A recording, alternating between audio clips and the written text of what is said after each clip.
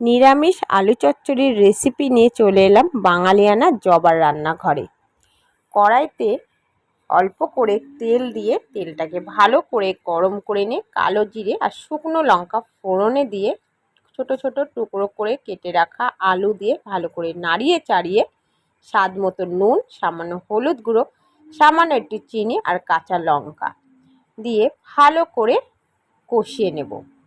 কিছুক্ষণ ভালো করে কষিয়ে নিয়ে উষ্ণ গরম জল দিয়ে দেবো। এখানে আমি উষ্ণ গরম জলটাই ব্যবহার করছি।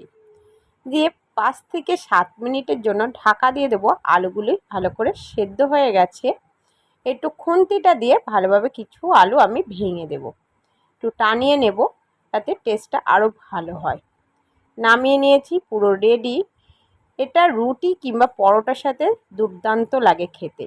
ভালো লাগলে আমার রেসিপিটি অবশ্যই আমার চ্যানেলটিকে সাবস্ক্রাইব করুন।